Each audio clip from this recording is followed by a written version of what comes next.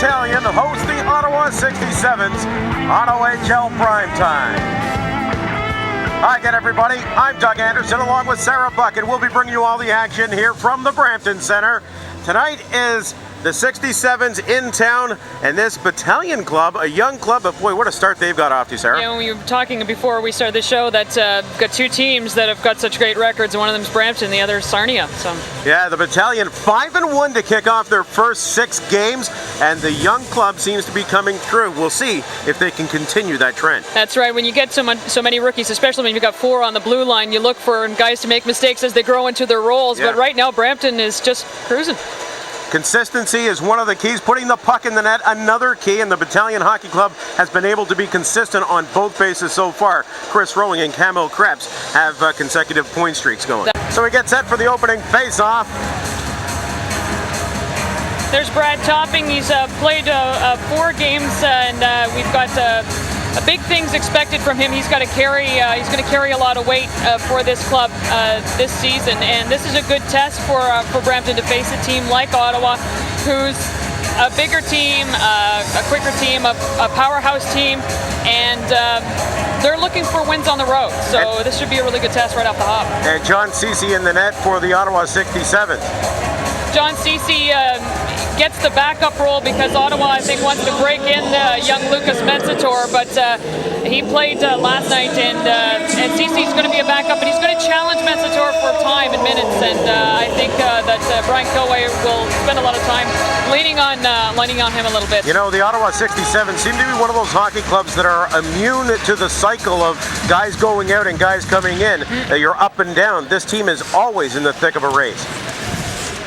Shepard picks it up off the opening draw, steps in, first shot of the game's right on net. Topping kicks that one aside.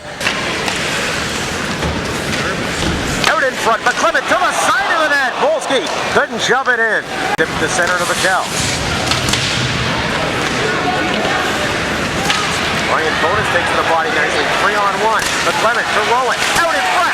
Nice passing play, and Camille Krebs puts it home for a 1-0 Battalion lead. So you get a break on the line change like that, and the guy has got the heads up to jump in. Pretty hard for a goaltender and one defenseman back to fight against a 3-on-1. Ceci anticipates the first pass. But Chris Rowan said Camille Krebs. Ceci there really at the mercy of the shooter in that situation.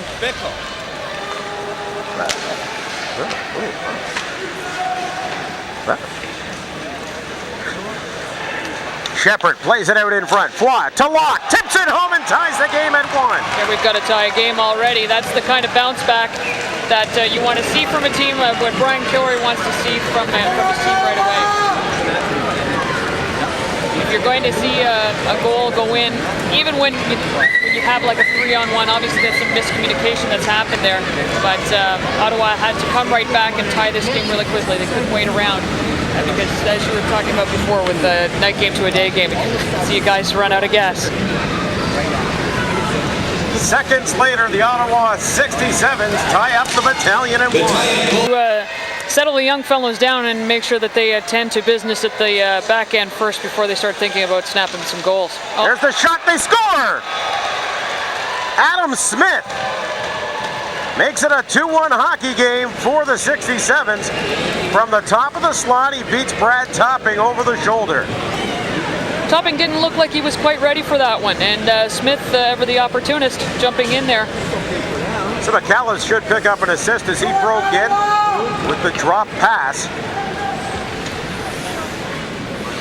Learning to develop these plays very quickly are the Ottawa 67s, and Smith picking up his first goal of the season. A lot of eyes on Brian Beldish here. Boy, through the middle. Steps away from the Czechoslovakia, steps right in and goes Shelf, making it a 3-1 hockey game. Boy, Flaw, what an opportunity. That's amazing that we can predict the way this game is going to roll just as they start to run into a special team.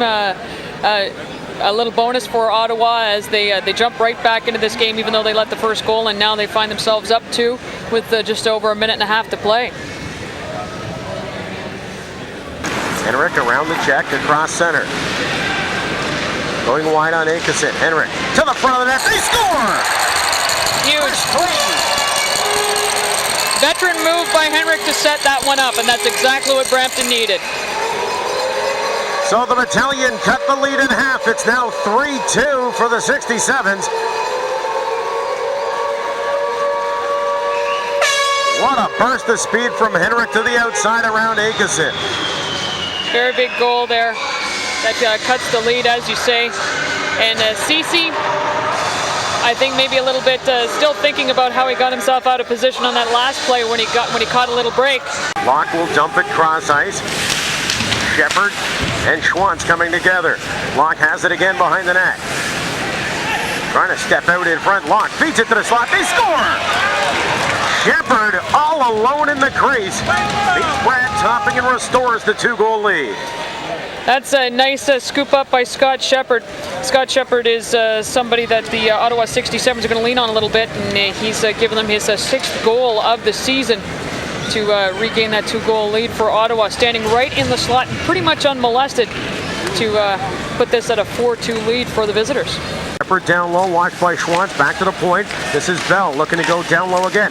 That out to Locke, all alone. Topping stacks the pads, makes a second save.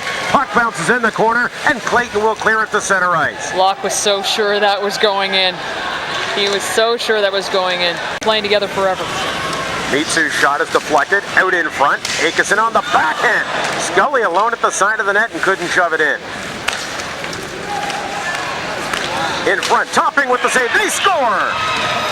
That's a rebound to slap right past the goaltender. Topping makes the first save and doesn't get the clear out from his defenders, even though everybody's standing right there. If you're going to get into stand-around trouble, you're going to find yourself down 5-2. Albiani will get credit for the goal on the power play. This is the pass out from the half boards, and Albiani moves in, gets his own rebound, and just slaps it past. He doesn't put too much on it. He doesn't have to, because Brampton is not putting the body on this Ottawa team, which is kind of surprising. We've talked about this before. This is Krebs across the blue line. Dumps it back. No one home as Fraser tips it up to Krebs again. Open man is Buckley. There's the shot. That's deflected. Comes back to Buckley at the point. Keeps it in front of the net. They hit the post. Backhand. Ryan Bonus makes it a 5-3 hockey game. This is one of those games where you're going to run out of ink in your pen if you're tracking the goals. That's a heads-up play by Bonus to make that happen. Ceci gets challenged, slides out of position. Bonus is there to collect up the opportunity and make good on it. This did not look like it was going to come together for the Brampton battalion, but with the puck sitting there just outside the blue ice, Bonus skating by, puts a stick on it, flips it past Ceci, who is just down and out of the play. Rowan has the puck. There's a shot right on. Ceci grabs the rebound and hangs on. He's a little unhappy about the Brampton player standing in there. Give him a little crack with the stick, and obviously Brampton would like to see that Ceci is punished for that. Bonus looking in there for perhaps another goal. And where was Sloboda, though, in front of the net, clearing the man as well as Bell? They really couldn't take the man out. No, that's a big body. Ryan Bonus always plays that gritty style of play and has the size and ability. Big glove by Ceci, but he doesn't like the company, especially when it's wearing the opposing sweater. Right on. How did he get loose in front of the net? Sloboda back for Bell. Lots of time. First one to the front. Big rebound. Sloboda can't get a crack at it. Watson's running. Wings one into the top corner. What a shot. Starting to get a little out of hand as far as Brampton is concerned, and Foy with his second goal of the afternoon, 5th of the season, another power play marker. He's linking up with Locke like 90. A little bit sloppy around the front of the net for Brampton, and the scramble it's a creative player who jumps on a loose puck. You see how they collapse down, they come off the point. Guys got to know when to pinch in. And Foy saw the opportunity and took it. Corey Locke will go to the box after the goal for a little bit of extracurricular activity. Yeah, and Adam Henrik, too, is one of the leaders on this hockey club in the dressing room, along with Jay McClement. Clement absolutely rocked by Sloboda at the top of the circle. Bell will feed it to the front of the net. Topping's going to hang on. Yeah, it's the chippiness that we were expecting and the nastiness that has crept into this game. McClement got rocked. He's whacked his helmet to the bench in frustration. This team is on the bubble of coming apart here. Watch as McClement comes in and he gets rocked. He gets the sandwich job by Svoboda and an Ottawa teammate. This is just where a little bit of carelessness has crept into the game. Cleared to the blue line and out as Fraser on the check. Brent Buckley was clobbered at center ice as Smith went down. I think Smith saw Buckley coming and decided that getting down would be the better part of valor because Buckley was looking to lay a fairly substantial hit on him. And now that we've played 40 minutes, we've got the visitors, the Ottawa 67s, ahead 6-3 on the Brampton Battalion. And this is an unhappy hockey club. These players are still on the ice, and they're not happy with the way this game has been refereed.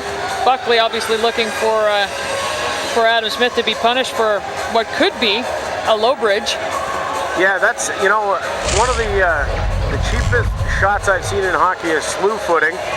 Another one is butt ending. Yeah, or Dale Howardchuk. Potting 70 goals for the Royals back his rookie year. I mean, that's an appreciation for the game that you just don't see.